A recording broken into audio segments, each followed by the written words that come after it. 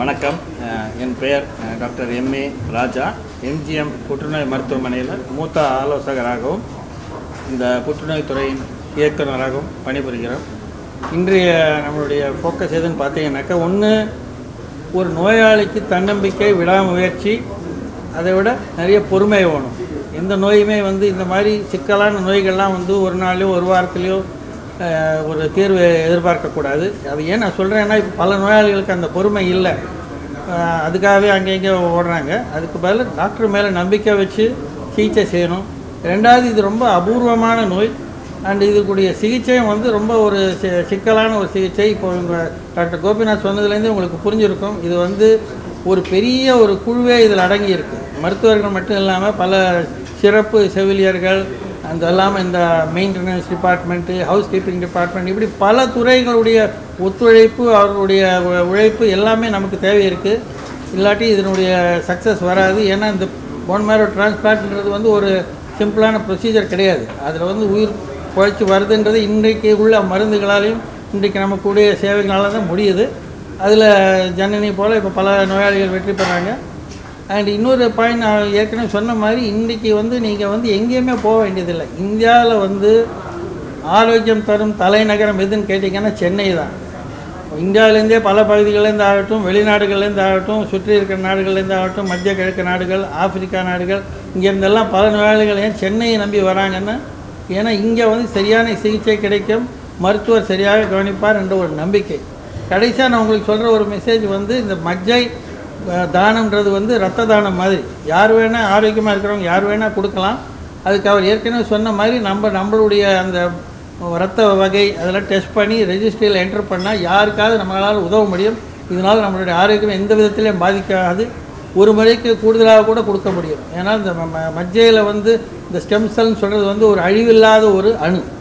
அந்த அணு பிரியும் போது ஒரு அணு மறுபடியும் ஸ்டெம் செல்லாக தான் உருவாகும். அப்படின்னு சொன்னால் அந்த ஸ்டெம் செல்லுடைய எண்ணிக்கை குறையவே குறையாது. அந்த மற்ற அணு தான் மற்ற நமக்கு தேவையான அணுக்களாக மாறி ஒரு நோயாளியை காப்பாற்றுகிறது. அதனால் நீங்கள் எல்லோரும் இந்த முயற்சியில் ஈடுபடணும், பொதுமக்களும் இதை தெரிவிக்கணும் அப்படின்னு தான் நான் சொல்லிட்டு விரும்புகிறேன். வணக்கம், நான் doctor Gopinathan, consultant haematology and phone மேரோ transplant and MGM cancer institute. இன்றைக்கி நம்ம பேச போகிறது சார் சொன்ன மாதிரி போன் மேரோ டிரான்ஸ்பிளான்ட்டுக்கு ஸ்பெசிஃபிக்காக என்ன கண்டிஷனுக்கு பார்த்தோம் அப்படின்னா, GATA2 இம்யூன் டெஃபிஷியன்சின்னு சொல்லுவோம். இது ஒரு முதன்மை எதிர்ப்பு குறைபாடு நோய். முதன்மை எதிர்ப்பு குறைபாடுனா நம்ம உடம்புல நடக்கக்கூடிய ஒரு சில மரபணு மாற்றங்கள்னால ஒரு சில இன்ஃபெக்ஷன்ஸை நம்மளால் ஹேண்டில் பண்ண முடியாது. ஸோ அப்படி சொல்கிறப்ப GATA2ங்கிறது இந்த இம்யூனோ டெஃபிஷியன்சினால டிபி இன்ஃபெக்ஷனை அவங்களால ஃபைட் பண்ண முடியாது. அதே மாதிரி இந்த நோய்க்கு ரொம்ப நாளடைவில், அதாவது 40 வயது 50 வயது ஆகும்போது பிளட் கேன்சராக மாறக்கூடிய ஒரு ரிஸ்க்கும் இருக்குது. ஸோ இந்த மாதிரி நோய்க்கு இது இல்லாமல், apart from these two, TB infection, myelo AML மட்டும் இல்லாமல் பலவித உடம்பில் இருக்க உபாதைகள் நடக்கலாம். மெயினாக பார்த்தீங்கன்னா ஹியரிங் லாஸ், காது கேட்காம போகிறது, லங் டேமேஜ் ஆகிறது, ரெக்கரண்ட்டாக ஸ்கின் ப்ராப்ளம்ஸ் வர்றது, இது எல்லாமே ஸ்கின்ல லிம்ஃபடிமான்னு சொல்லுவோம். அதுக்கப்புறம் ஸ்கின்னோட கொழுப்பில் ஒரு சில ப்ராப்ளம், பேனிகுலைட்டிஸ்ன்னு சொல்லுவோம். ஸோ இந்த மாதிரி ப்ராப்ளம் வரக்கூடிய வாய்ப்பு இருக்குது. பிளட் கேன்சர்லேயே பலவிதமான பிளட் கேன்சர்ஸ் இந்த பேஷண்ட்ஸ்க்கு வரலாம். ஒன்று ஏஎம்எல், எம்டிஎஸ், சிஎம்எம்எல்னு சொல்லி பலவிதமான பிளட் கேன்சர்ஸ் இந்த பேஷண்ட்ஸ்க்கு வரலாம். ஸோ இந்த நோயை முக்கியமாக ஃபுல்லாக ஒழிக்கணும் அப்படின்னா போன் மேரோ, எலும்பு மஜ்ஜை மாற்று சிகிச்சை மூலமாக தான் ஒழிக்க முடியும். அதுக்கு பார்த்தீங்கன்னா கொடுக்கக்கூடிய டோனருமே ஹெல்த்தியாக இருக்கணும். ஃபார் எக்ஸாம்பிள், உங்களோட அம்மா டொனேட் பண்ணாங்க, அவங்களோட அம்மாவுமே இந்த மரபணு இல்லாமல் ஹெல்தி செல்ஸோடு இருந்தால் மட்டும்தான் இந்த நோய்க்கு ஸ்டெம் செல்ஸ் டொனேட் பண்ண முடியும். ஸோ ஸ்டெம் செல் டொனேஷன் கரெக்டான டைமில், பேஷண்ட்க்கு இன்ஃபெக்ஷனோ மற்ற உடல் உறுப்பு உபாதைகள் எதுவுமே இல்லாத டைமில் அந்த எலும்பு மஜ்ஜையை செலுத்தினோமானால் இந்த நோய்களுக்கு லாங் டேர்ம் ரிசல்ட்ஸ் ரொம்பவே நல்லாயிருக்கும். அவங்கள பிளட் கேன்சர்ஸ்லேருந்து நம்ம ப்ரிவென்ட் பண்ணிக்கலாம். அதே மாதிரி ரிப்பீட்டடாக இன்ஃபெக்ஷன், டிபி இன்ஃபெக்ஷன் போகாமல் நம்ம காப்பாற்றலாம். ஸோ இந்த நோய் ரேரான நோயாக இருந்தாலும் இதை பற்றிய விழிப்புணர்வு உங்களுக்கு எல்லாருக்குமே ஜென்ரல் பப்ளிக்கு தெரியணும். ஸோ எனி டைம் ஒரு இன்ஃபெக்ஷன் போகவே இல்லை, ரிப்பீட்டடாக வந்துகிட்டே இருக்குன்னா கண்டிப்பாக மரபணு பரிசோதனை பண்ணி பார்க்கணும். இது மாதிரி முதன்மை எதிர்ப்பு குறைபாடு ஏதாவது இருக்கா இல்லையா அப்படின்னு பார்க்கணும். என்னோட name Janani. as well Indian Railway staff, even Indian volleyball player, ஒரு 13 nationals ஆடி இருக்கேன். ஸோ ஃபர்ஸ்ட் திங் நான் என்ன சொல்லணும்னு நினச்சேன் அப்படின்னா, லைக் லைஃப் வந்து லைக் ஏதாச்சும் ஒரு செகண்ட் சான்ஸ் கிடச்சிருமா வாழ்கிறதுக்கு, அதுதான் நான் ரொம்ப எக்ஸ்பெக்ட் பண்ணிக்கிட்டே இருந்தேன். பிகாஸ் இது வந்து ஒரு 13 years ஆஃப் ஸ்ட்ரகிள். இது வந்து it is not a 1 year 2 year, ஒரு 10 மாதத்தில் நான் கண்டுபிடிச்சிட்டேன் அப்படிலாம் இல்லை. ஒரு 13 years ஆஃப் ஸ்ட்ரகிள். அது வந்து it's come to an end அப்படின்றது தான் வந்து, இதுக்கு மேலே வந்து உங்களை மாதிரி நான் ஹெல்த்தியாக வாழ போகிறேன் அப்படின்றது தான் வந்து இட்ஸ் அ திங். இது எப்படி ஸ்டார்ட் ஆச்சு அப்படின்னா 2012 first time pulmonary TB, like எனக்கு வந்து லங்கில் டிபி அட்டாக் ஆகுது. டிபி கண்டுபிடிக்கிறாங்க, ஏடிடி கம்ப்ளீட் பண்ணுறேன். Again 1 year I was normal. திரும்ப 2014 அகெயின் வந்து ஒரு ஆப்சஸ் வருது. ஆப்சஸில் வந்து ஒரு திரும்ப டிபி, அதில் பாக்டீரியா இருக்குதுன்னு சொல்லிட்டு திரும்ப 1 year நான் டேப்லெட் எடுக்கிறேன்.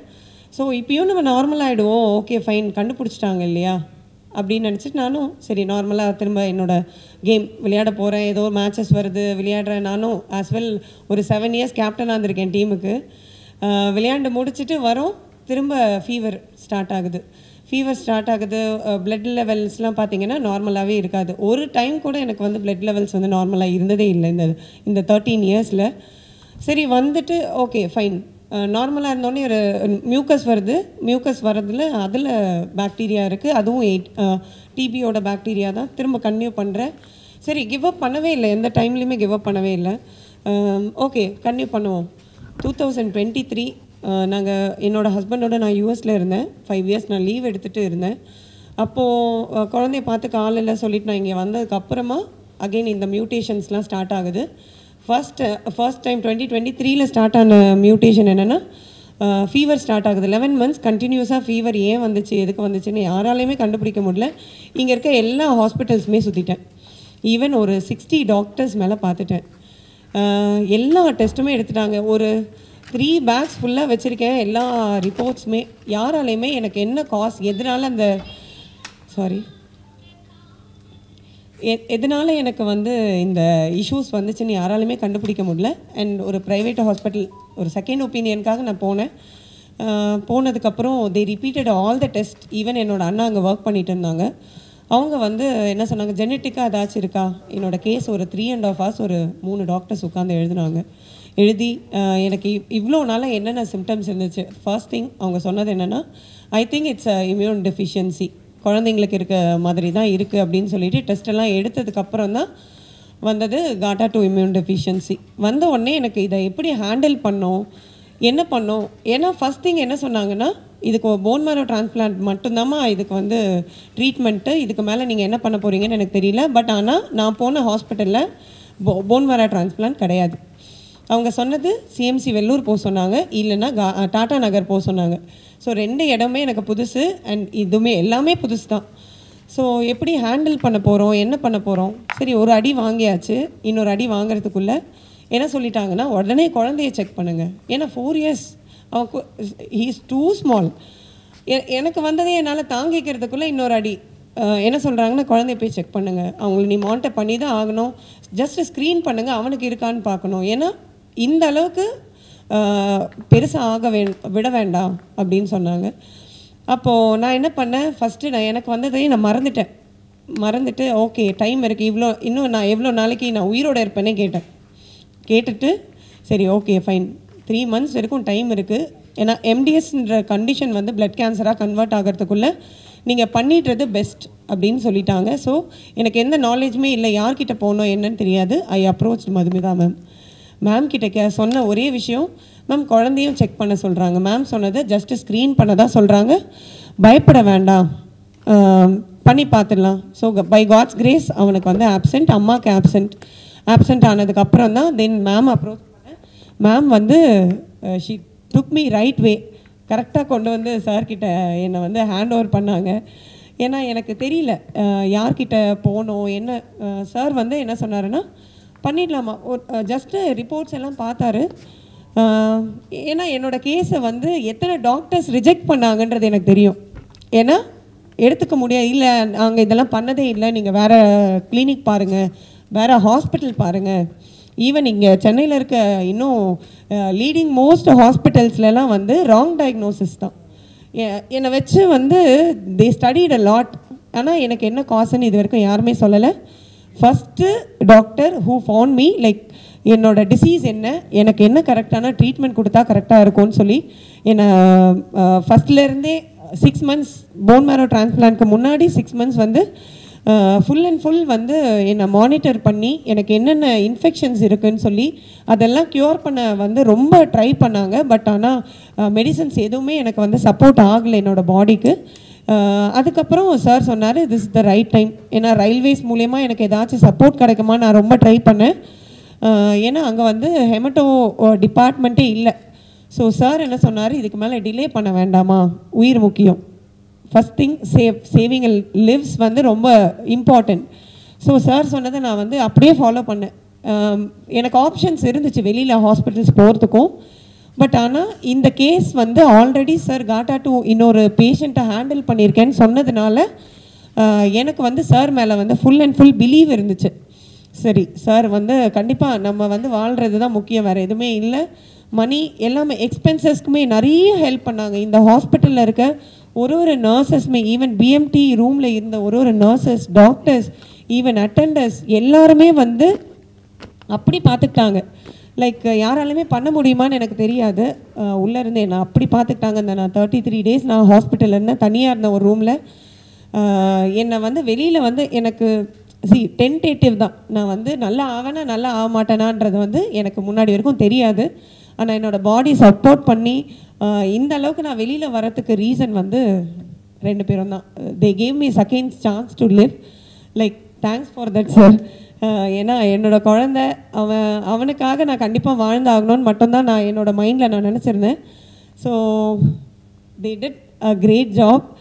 இது வந்து தொடரணும். அண்ட் நான் எதுக்காக நான் முன்னாடி வந்து இதை வந்து ஸ்பீக் அவுட் பண்ணோன்னு நான் நினச்சேன் அப்படின்னா, so many peoples like aged peoples 50+ இருக்கவங்களாம் என்ன நினைப்பாங்கன்னா, இந்த கண்டிஷன் வந்துச்சுன்னா நம்ம ஏன் ஓகே கிவ் அப் பண்ணிடலாம், வேண்டாம், இதுக்கு மேலே என்ன லைஃப் இருக்குது. பட் ஆனால் சான்ஸ் கிடைக்கிறதுன்றது வந்து ரொம்ப பெரிய விஷயம். இந்த சான்ஸ் கிடைக்காம எத்தனையோ பேர் இருக்காங்க. ஏன்னா நான் வந்து ப்ரைவேட் ஹாஸ்பிட்டல் போனேன்னு சொன்னேன் இல்லையா, அங்கே வந்து ஒரு பேஷண்ட்டை பார்த்தேன். he was 16 years old. 5 days வந்து அவ்வளோதான் அவங்களோட லைஃப் முடிய போகுதுன்ற தெரிஞ்ச கூட he came for treatment. 5 நாளில் அவன் இறக்க போகிறான்னு தெரியும், பிளட் கேன்சர் தான். பட் ஆனால் வராங்க ட்ரீட்மெண்ட்டுக்கு. 5 நாளில் முடிய போகிற லைஃபு, பட் இருந்தாலும் ட்ரீட்மெண்ட்க்கு வராங்க. அதை நான் பார்த்துட்டு why don't me, நான் வந்து எனக்கு சான்ஸ் இருக்குது இன்னும், நான் அந்த டைமில் நான் கிவ் அப் பண்ணக்கூடாதுன்னு நான் நினச்சேன். ஈவன் நான் பிளேயராக இருக்கிறதுனால இதை நான் ஸ்போர்ட்டிவாக எடுத்துக்கிட்டேன். பட் ஆனால் வீட்டில் இருக்க விமென்ஸ் யாருக்காக இருந்தாலுமே சரி வரலாம் ட்ரீட்மெண்ட்காக, நம்பி இந்த ஹாஸ்பிட்டலுக்கு வரலான்றதை வந்து நான் ஏன் மூலயமா நான் வந்து சொல்லிக்கிறேன். Really thank you everybody.